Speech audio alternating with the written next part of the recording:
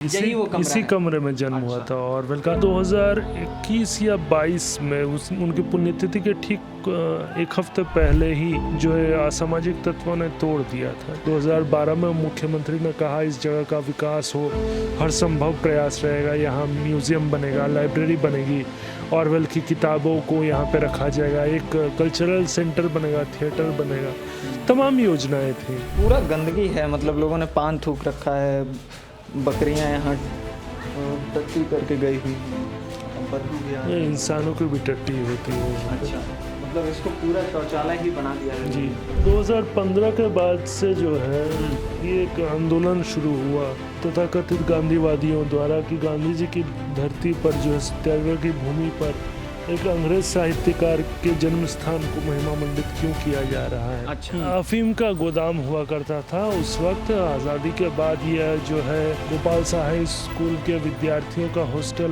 हो गया। साहित्य से किसी की रोजी रोटी नहीं चलती है, यहाँ के लोगों की सोच है।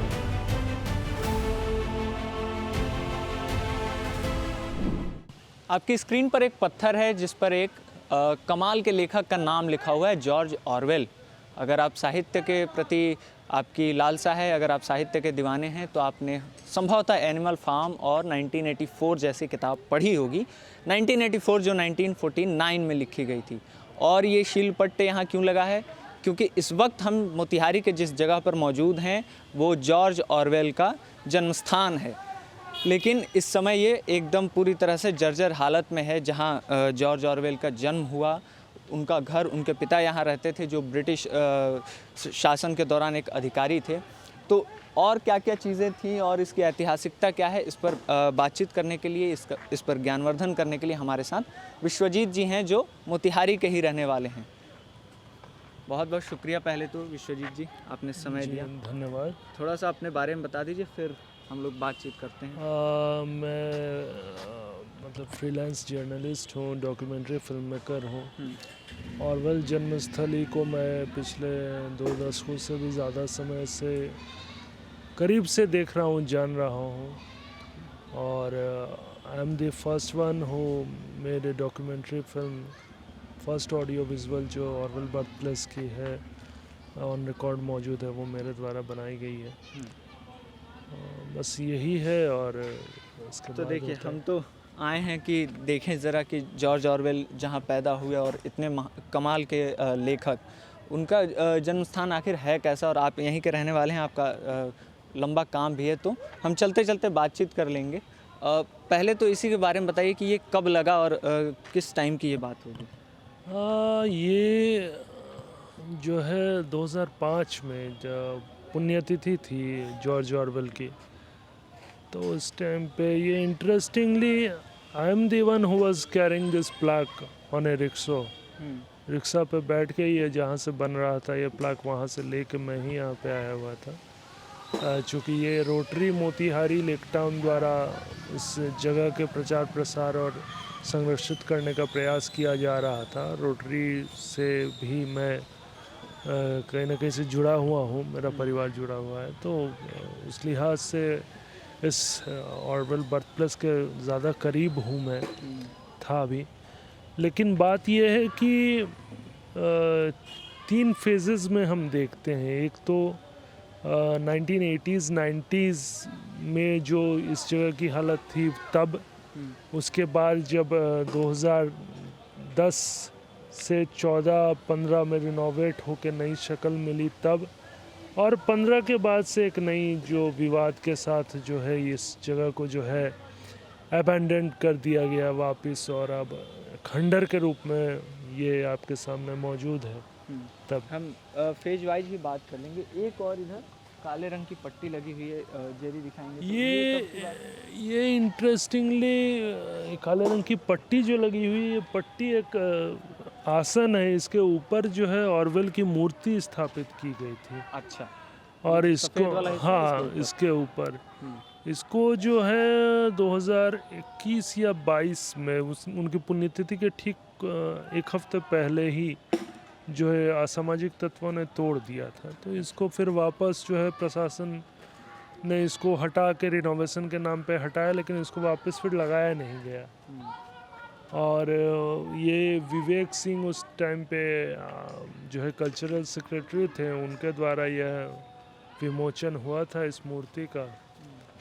और जॉर्ज ऑरवेल कमेमोरेटिव कमेटी है एक, जो लगातार 2003 से काम कर रही है रोटरी मोतिहारी लेक टाउन के बैनर तले। कहानी शुरू होती है साल 1983 से। साल 1983 में एक विदेशी पत्रकार इयान जैक नाम के स्कॉटिश जर्नलिस्ट वो मोतिहारी आए थे, और उस टाइम पे वो जॉर्ज ऑरवेल के जन्म स्थान की खोज कर रहे थे। यहाँ के पुराने लोग जो पत्रकार थे, और कलेक्ट्रेट में जो यहाँ पे लाइब्रेरी और आर्काइव्स है उसके ज़रिए और उनके द्वारा लाए गए तस्वीरों के ज़रिए जो है उन्होंने यह इस्टेब्लिश किया कि यहाँ पे बर्थ प्लेस उनका है। उस टाइम पे यहाँ पे जो है इंग्लिश के एक टीचर रहा करते थे, तो उन्होंने जो है जॉर्ज ऑरवेल को प्रोनाउंस किया था जॉर्ज आरविल नाम से, चूँकि वो बिहारी एक्सेंट में जो है भोजपुरी एक्सेंट में बात करते थे। तो उनकी रिपोर्ट फिर इयान जैक की जो रिपोर्ट है वो discovery report George Orwell birth place की, वो छपी थी 1984 में संडे गार्डियन में। हेडलाइन था इन सर्च ऑफ जॉर्ज आरविल, जो यहाँ प्रोनाउंस किया था मार्ट साहब ने। हाँ, वही था। अच्छा। और इंटरेस्टिंगली देखिए साल 1984 में छपी वो रिपोर्ट, जिस नाम पे उनकी एक किताब भी है 1984। तो चीज़ें टोक रहा हूँ, कमाल की किताब है 1984। मैंने लॉकडाउन के दौरान पढ़ी, अभी आपसे चर्चा भी हो रही थी। थोड़ा सा उस किताब के बारे में बता दीजिए ताकि जो दर्शक देखें वो पढ़ें। वो किताब जो है देखिए 1984 एक ऐसी डिस्टोपियन नॉवेल है, एक किताब है कि एक जो तानाशाह जो सत्ता है, सरकार है, जो टोटलिटेरियन रिजिम में जो क्या हालत होती है, किस तरीके से लोग रहते हैं, और आपको हर तरीके से जो है वॉच किया जा रहा है, मॉनिटर किया जा रहा है, आप कहीं पर भी सेफ नहीं है, मतलब प्राइवेसी नाम की चीज़ नहीं है। आज के दौर में हम लोग जो बातें कर रहे हैं, अभी आपका भी फ़ोन जेब में है, मेरा भी फ़ोन जेब में है, 10 मिनट बाद स्क्रॉल करेंगे तो ऑरवेल बर्थ प्लेस से रिलेटेड जो है फीड्स आने लगेंगे। ऑरवेल की किताब के विज्ञापन संभवतः आ सकते हैं क्योंकि ये चीज़ें ऑटोमेटिकली है कि हम जो सोचते हैं बोलते हैं वो ऑटोमेटिकली फ़ोन पे जो है आने लगता है। तो किस तरीके से आज की दौर में चारों तरफ सीसीटीवी कैमरास लगे हुए हैं। ये इंसान साल 1948 में बैठ के जब लिख रहा था 1984 टाइटल से 1984 के नाम से लिख रहा था, उस टाइम पे इसने सोच रखा था कि ऐसा भविष्य होगा, ऐसा समय आएगा। और ये इतना ऑरवेल के जो कोट्स हैं, जो उस नॉवेल के जो कोट्स इतने फेमस हुए हैं वर्ल्ड वार 2 के टाइम से लेकर जो है अभी तक में, जो बाद से जो लेकर अभी तक में जो है big brother is watching you, उस नाम से जो है अमेरिका में शो भी बना बिग ब्रदर, वही की उसी का इंडिया में हुआ बिग बॉस आपको देख रहे हैं, बिग बॉस चाहते हैं, ये वही चीज़ है। ये कुएं की क्या कहानी, ये भी उसी समय की जी, ये कुआं उसी टाइम का है, और उस टाइम पे तो कोई बोरिंग वगैरह का सिचुएशन तो था नहीं। साल 1903 में जब ऑरवेल पैदा हुए थे तो पानी का स्रोत एकमात्र यही था और कुआं यही है। तो उसके बाद से जब आज़ादी के बाद ये जो एरिया है और ये घर जो है, ये स्थानीय पास के जो गोपाल शाह हाई स्कूल है उसके हेडमास्टर का ये क्वार्टर हुआ करता था। और ये जो अफीम का गोदाम जो आज की डेट में जो एक एक ईंट अब आपको ख़त्म होते हुए दिख रही है, ये अफीम का गोदाम जो है ये आपको जो है स्टूडेंट्स के लिए ये हॉस्टल हुआ करता था। इसमें बंकर्स बने हुए थे, स्टूडेंट्स रहते थे। बाद में जब यहाँ से गोपाल शाह हाई स्कूल के टीचर्स और स्टूडेंट्स भी चले गए तो ये जगह फिर मतलब एक तरीके से अबंडन हो गया। एक जो है टीचर, एक आध 2 परिवार जो है वो रहते थे यहाँ पे, जिन्होंने जो है इयान जैक के टाइम पे जो यहाँ पे मौजूद थे। वही साल 2003 में फिर से एक बार इस शहर ने एक अजूबा चीज़ देखा, एक झुंड जो है विदेशी पत्रकारों का झुंड यहाँ पे आ पहुँचा, जो जॉर्ज ऑरवेल के बर्थ प्लेस के बारे में सबसे पूछ रहे थे शहर में यत्र तत्र, तो लोगों ने कहा ये अंग्रेज कौन है, गांधी के इसमें शहर में जो अंग्रेज को खोज रहे हैं, जॉर्ज ऑरवेल को। तो उस टाइम पे जो है यहाँ के जो स्थानीय जो रोटरी क्लब है, रोटरी मोतिहारी लेक टाउन, वो उन्होंने उनको कांटेक्ट किया और यहाँ पे 2003 में जब सेंटेनरी था ऑरवेल बर्थ प्लेस का, तो यहाँ पे आए और उस वक्त जो है पता चला कि उस साहित्यकार की क्या महानता है कि विदेश से जो है लोग उनके खोजे चले आ रहे हैं। और 2003 से कहानी शुरू हुई, फिर लगातार जो है रोटरी मोतिहारी लेक टाउन जो है इसको एक संरक्षित क्षेत्र के साथ साथ प्रचार प्रसार करके इसके बारे में जागरूक करने की कोशिश कर रही थी। 2005 में खुद महात्मा गांधी के पौत्र गोपाल कृष्ण गांधी, जब तब के बंगाल और बिहार के गवर्नर थे, वो यहाँ पर आए, विज़िट किए और चीज़ें तब चल रही थी। 2010 में जाके जो है बिहार सरकार के कला एवं संस्कृति विभाग ने इसे संरक्षित क्षेत्र घोषित किया सरकारी तौर पर। बाउंड्री का निर्माण हुआ बाहर और इस साइड में और चीज़ें हुई, फिर सिक्योरिटी गार्ड्स रखे गए। 2012 में मुख्यमंत्री नीतीश कुमार का दौरा हुआ, बहुत भव्य, जी बिल्कुल यहीं पे तस्वीरें भी है उनका माल्यार्पण करते हुए मूर्ति को, तो वो सारी चीज़ें हैं। 2012 में मुख्यमंत्री ने कहा इस जगह का विकास हो, हर संभव प्रयास रहेगा, यहाँ म्यूज़ियम बनेगा, लाइब्रेरी बनेगी, ऑरवेल की किताबों को यहाँ पे रखा जाएगा, एक कल्चरल सेंटर बनेगा, थिएटर बनेगा, तमाम योजनाएं थी। लेकिन फिर 2014 में जो है 2014 में इस जगह का रिनोवेशन हुआ। आप देख सकते हैं 2015 में जो है इसका उद्घाटन भी हुआ था, जो उस टाइम पे कला संस्कृति मंत्री थे विनय बिहारी जी। उस वक्त इस भवन का, इस घर का जो है और इस एरिया का काफ़ी सुंदर दृश्य हुआ करता था। और ये तो कुछ एक नाम है जो मैं बोल रहा हूँ, जो साहित्य और पत्रकारिता और कला जगत से जुड़े बड़े से बड़े नाम, राजनीति से जुड़े बड़े से बड़े नाम भी जो है यहाँ पर जो है आ चुके हैं। थोड़ा अंदर प्रवेश करके पूरा गंदगी है, मतलब लोगों ने पान थूक रखा है, बकरियां यहाँ टट्टी करके गई हुई हैं और बदबू भी आ रही है। इंसानों की भी टट्टी होती है। अच्छा, मतलब इसको पूरा शौचालय ही बना दिया है जी। 2015 के बाद से जो है चीज़ें फिर एक तरीके से कहें कि एक विपरीत धारा में बहने लगी। एक आंदोलन शुरू हुआ यहाँ पर तथाकथित गांधीवादियों द्वारा कि गांधी जी की धरती पर जो है सत्याग्रह की भूमि पर एक अंग्रेज साहित्यकार के जन्म स्थान को महिमा मंडित क्यों किया जा रहा है। अच्छा, तो वो एक अलग राजनीति थी। उस राजनीति के परिणाम स्वरूप सत्ता परिवर्तन, राजनीति, सारी चीज़ों का जो 2015 में बिहार में सरकार भी बदली, मतलब मुख्यमंत्री तो नीतीश कुमार ही रहे लेकिन उनके सहयोगी बदले। जी। तो जैसे चीज़ें बदली तो आपके सामने है राजनीति, जब साहित्य और साहित्य पर जब राजनीति हावी हो जाती है तो साहित्यकार की जन्मस्थली की क्या दशा होती है वो।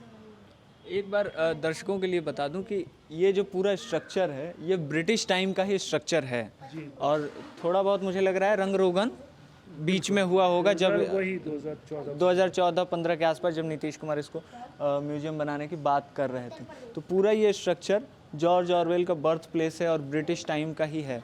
लेकिन अभी अगर आप देखेंगे घरों की हालत तो पूरा लोगों ने इधर शौच कर रखा है, लगभग ये शौचालय बन गया है, खिड़कियां टूटी हुई हैं, दरवाजे टूटे हैं। जन्म हुआ था इसी कमरे में जन्म हुआ था ऑरवेल का। ये अफीम विभाग के जो सब डिप्यूटी कमिश्नर थे ऑरवेल के पिता रिचर्ड डब्ल्यू बेयर, उनका ये बंगलो था। अच्छा। सामने जो है वो खंडर, जो वो अफीम का गोदाम हुआ करता था। और इसके ठीक इस तरफ जो है सामने का जो ये 2 कमरे का जो कॉटेज देख रहे हैं छोटा सा, ये उनके आया का रूम था जो मेड थी। इंटरेस्टिंगली वो मेड जो है वो इंडियन थी। आपके पास तस्वीर भी ऑनलाइन मिल जाएगी आपको, जो एक साड़ी पहनी हुई हिंदुस्तानी औरत जो है ऑरवेल को, नन्हे ऑरवेल को गोद में ली हुई है। तो और ये उसका कमरा था। और उस टाइम जो है हॉस्पिटल्स में बच्चे पैदा होने का कंसेप्ट नहीं था मोतिहारी में। तो ये संभवतः ये भी है कि उसी आया के हाथों जो है ऑरवेल का जन्म इसी कमरे में यहाँ ये पे। कमरा ये 2 कमरे का बंगलो था। हाँ जो सब डिप्टी एजेंट जो थे ऑरवेल के पिता रिचर्ड डब्ल्यू ब्लेयर, वो यहाँ रहते थे, अफीम विभाग में काम करते थे। यहाँ से वो मुंगेर चले गए। उसके बाद ऑरवेल अपनी दीदी और माँ के साथ साल भर बाद इंग्लैंड चले गए। आप इधर पूरा देखेंगे तो टूटा हुआ ही है। एक बार मैं दिखा देना चाहता हूँ लोगों को, जो लोग ये वीडियो देख रहे होंगे। पूरा इधर मेरे ख्याल से वॉशरूम वगैरह होगा, जो वैसे ही पड़ा हुआ है। इधर पूरा कचरा फैला हुआ है। तो एक तरह से देखिए कि मतलब एक ऐतिहासिक जगह है जहाँ से इतने कमाल के एक लेखक जिनका जन्म हुआ, और जिसको लोग मतलब सरकार चाहती तो इसको एक म्यूज़ियम के तौर पर डेवलप कर सकती थी, लेकिन उसे किया नहीं गया। और आज ये लगभग क्या खंडहर ही बन के रह गया है। लोग बकरी बांधते हैं, शौचालय की तरह इसका इस्तेमाल करते हैं, और किसी का इस पर ध्यान नहीं है। विश्वजीत जी, मैं ये चाह रहा हूँ कि जो आप एक कहानी बता रहे थे कि ऑरवेल के पिता की शादी की, उनकी माताजी म्यांमार की थी, वो ज़रा हमारे दर्शकों को बताइए। हाँ, वो उनका तो ये तो इतिहास है कि बर्मा में जो है ऑरवेल की माँ का घर बर्मा हुआ। ऑरवेल के माता पिता की शादी नैनीताल में। तो आप ऑरवेल ने पैदा हुए यहाँ, साल भर बाद वो इंग्लैंड गए। बाद में जाके उन्होंने 1922 से 1927 तक जो बर्मा में इंपीरियल पुलिस की नौकरी में जब थे, तो आप जब पढ़िएगा उनकी किताब बर्मीज डेज, तो उन्होंने लिखा है कि उनके सामने जब निर्दोष हिंदुस्तानियों को, बर्मा उन दिनों भारत का अभिन्न भाग हुआ करता था, तो निर्दोष हिंदुस्तानियों पर जो अत्याचार होता था, वो बर्बरता वो देख नहीं सकते थे। तो उन्होंने तंग आकर जो है इंपीरियल पुलिस की नौकरी छोड़ दी। बाद में उन्होंने बीबीसी में पत्रकार की नौकरी भी की। बीबीसी में? जी, अच्छा, लखनऊ में भी थे वो एज अ जर्नलिस्ट। जी। बीबीसी में भीष्म साहनी के साथ थे। वाह, ठीक है। भीष्म साहनी अगर दर्शकों ने ना पढ़ा हो तो खोज के पढ़ना चाहिए उनके किताब। बलराज साहनी। अच्छा, तो बलराज साहनी को बलराज पढ़िएगा। साहनी के साथ उन्होंने काम किया हुआ है। और जो है ऑरवेल ने जब साहित्य की ओर जब अपना रास्ता आगे बढ़ाया, तो उनकी कलम ने केवल अधिनायकवाद और साम्राज्यवाद के खिलाफ ही रचनाएं की। और फिर भी यहाँ ये तर्क दिया जाता है कि एक अंग्रेज की जगह को क्यों संरक्षित किया जाए। जी, एक सोच है।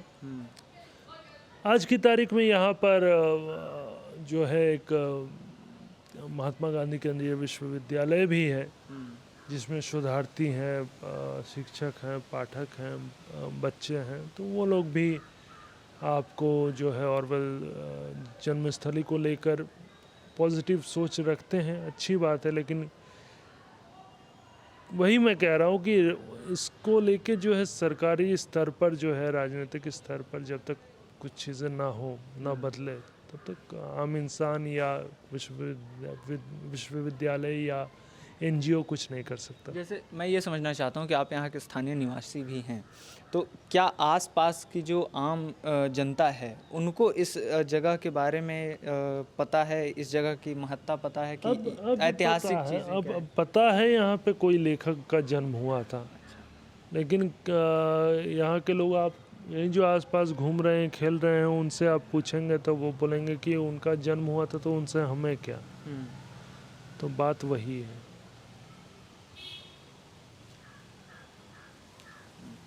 एक बार हम बाहर चलते हुए ज़रा सा वो अफ़ीम वाला गोडाउन दिखा देते हैं। सामने वो गोडाउन है अफ़ीम की, जो विश्वजीत जी अभी हमें बता भी रहे थे। देखिए कि ये अफ़ीम का गोदाम हुआ करता था उस वक्त। आज़ादी के बाद यह जो है गोपाल साहब स्कूल के विद्यार्थियों का हॉस्टल हो गया। इसमें अंदर काफ़ी खूबसूरत बंकर्स बने हुए थे। बंकर, वो जो अच्छा, 1, 2, 3 सोने वाले लेयर्स में जो स्टूडेंट्स जो रहते हैं जी। और काफ़ी खूबसूरत जो है आर्क, ये ब्रिटिश आर्किटेक्चर था, आर्क था, शीशे के जो है पूरे खिड़की थे, मतलब आप ग्लास हाउस एक तरीके से आप जब विदेशों में जब जाएंगे तो देखेंगे जिस तरीके से हुआ करता था एकदम उसी तरीके से था। इसकी पुरानी तस्वीर आपको इजीली मेरी फिल्म में भी है। और जो आप है एक बार बता भी दीजिए कि आपने जो फिल्म बनाई थी जॉर्ज ऑरवेल, अगर मेरी- कोई देखना चाहे तो मेरी कहाँ देख film George Orwell in the land of Satyagraha नाम से यूट्यूब पर मौजूद है। इस फिल्म को 3 अंतर्राष्ट्रीय फिल्म पुरस्कार भी मिले हुए कौन हैं। कौन से? एक ही फिल्म फेस्टिवल में दरभंगा इंटरनेशनल फिल्म फेस्टिवल में मिला था। Best director, best story, best cinematography और बेस्ट। और उस फिल्म में आपने जॉर्ज ऑरवेल के बेटे से भी बातचीत की है। हाँ, क्या नाम है उनका? उनके बेटे का नाम है रिचर्ड ब्लेयर। अच्छा, तो वो अभी कहाँ रहते हैं? लंदन में रहते हैं। लंदन में। ऑरवेल के वो एडॉप्टेड सन है। अडॉप्टेड।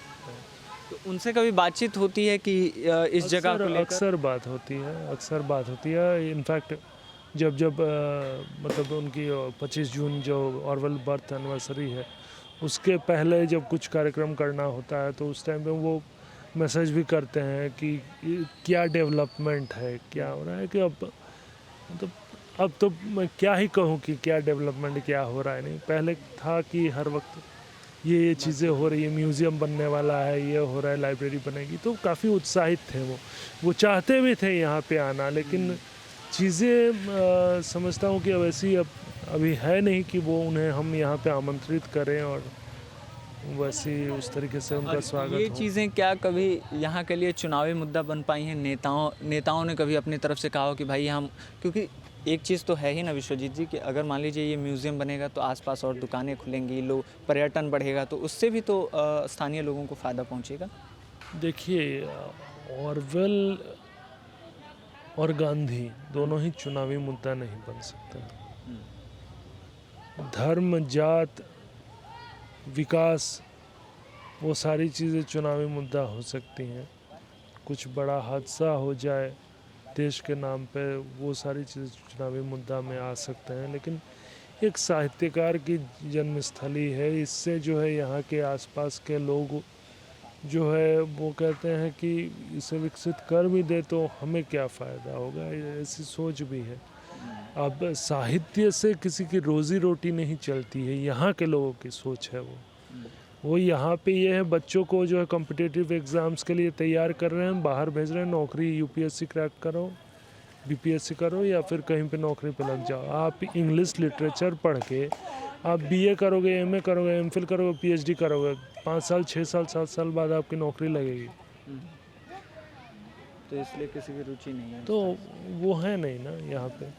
हालांकि जो अंग्रेज़ी डिपार्टमेंट है यहाँ पे, जो एमएस कॉलेज या ये आपको सामने एसएनएस कॉलेज है, इसके ठीक सामने वो रहा गेट, तो उसमें भी अंग्रेज़ी पढ़ाया जाता है। या आपको सेंट्रल यूनिवर्सिटी हैं तो उनके जो स्टूडेंट्स हैं और जो फैकल्टीज़ हैं वो सभी यहाँ पर बर्थ एनिवर्सरी, डेथ एनिवर्सरी पे कई बार आ चुके हैं कार्यक्रमों में। लेकिन बात वही है कि एक विचारधारा वाली बात है, जब तक जनमानस में इस चीज़ को लेकर चेतना नहीं जागे। कि उदाहरण के तौर पर मैं कहूँगा, लम्ही गए हैं आप कभी? हाँ, प्रेमचंद जी का गांव। वहाँ पे अशिक्षित गांव का अशिक्षित बुजुर्ग, बुढ़िया या गांव का कोई भी हो, रैंडम, जिसको किताब से कोई पढ़ा लिखा नहीं है, डिग्री नहीं है, पढ़ा लिखा नहीं है, किताब से, कॉपी से, कलम से कोई वास्ता नहीं है, लेकिन उन हर एक को प्रेमचंद के हर एक पात्र का नाम याद है। ठीक है, इस तरह की जागरूकता है। कहानियों को जो है, उनकी रचनाओं को जो है बच्चों को वो ट्रेडिशन वाइज जो है पढ़ाते आने का, मतलब सुनाते पढ़ाते आने का नतीजा है ये। साहित्य से कटे होने का क्या एक ये भी वजह है कि उस तरह से गरीबी है आर्थिक तौर पे, तो वो एक बहुत फेमस कहावत है कि भाई पेट भरा रहेगा तब साहित्य की ओर लोगों का। वही मैं कह रहा हूँ ना कि वो सोच वही है ना कि साहित्य तो बात की चीज़ है पहले यहाँ पे। क्योंकि और पहली चीज़ तो ये है कि ऑरवेल की रचनाएं जो कॉलेज लेवल पे आती है, स्कूल लेवल पे भी नहीं आती है।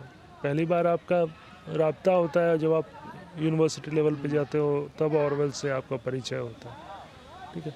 दूसरी चीज़ है कि यहाँ के जो लोग हैं वो बच्चों को पढ़ाते हैं नौकरी के लिए, बच्चों को इंटेलेक्चुअल बनाने के लिए नहीं पढ़ा रहे हैं। मतलब मेजॉरिटी जो है, आपको इंटेलेक्चुअल बनाने के लिए आपको दूसरी वो चीज़ हो गई, जहाँ तक मैं समझता हूँ।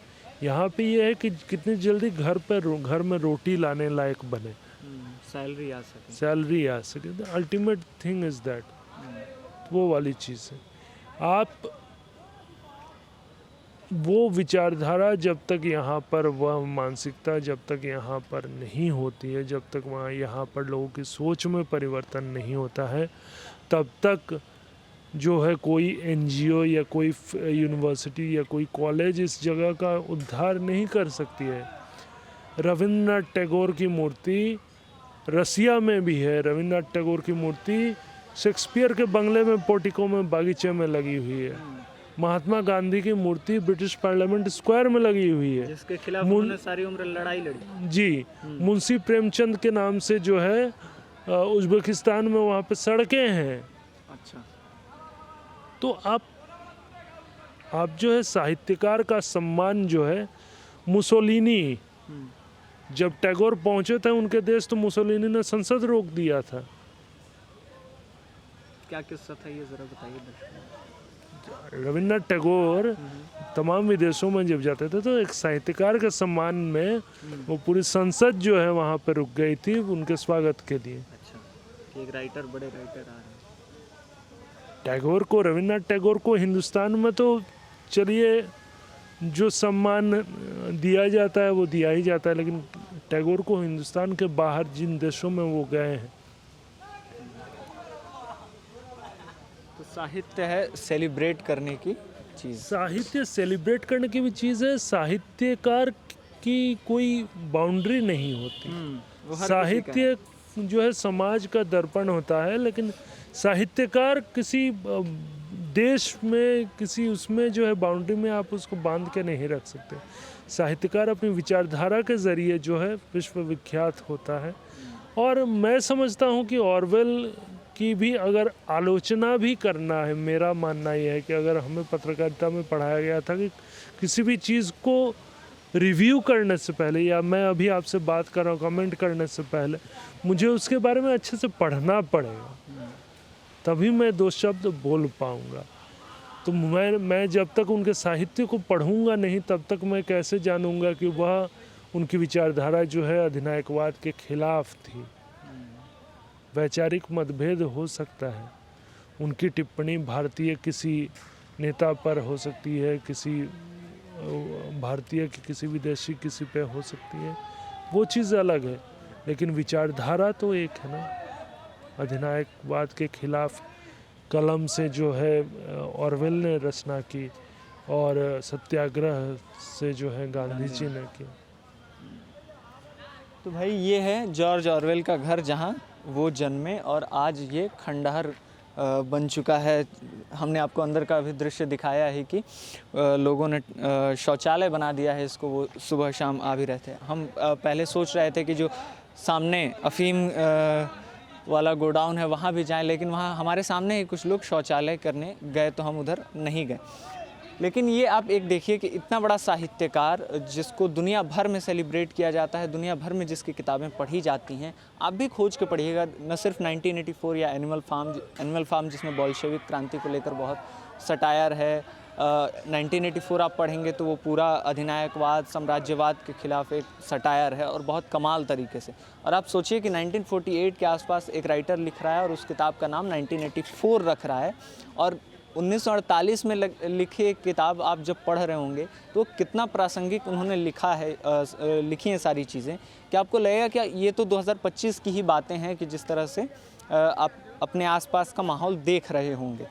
इतने बड़े राइटर को, इतने कमाल के राइटर के बर्थ प्लेस का कि ये दुर्दशा है, जिसको जहाँ मतलब ब्रिटिश टाइम का स्ट्रक्चर है, अगर कायदे से इसको बिहार सरकार या भारत सरकार जो भी जिससे भी बनता वो इसको संरक्षित करते और इसे एक टूरिस्ट प्लेस बनाते, तो आसपास के लोगों के लिए भी रोज़गार का साधन जाहिर तौर पे बनता ही, और एक घूमने का ये जगह बन सकता था घूमने का जगह बन सकता था, जहाँ लोग आते और देखते कि कमाल का राइटर कहाँ पैदा हुआ था।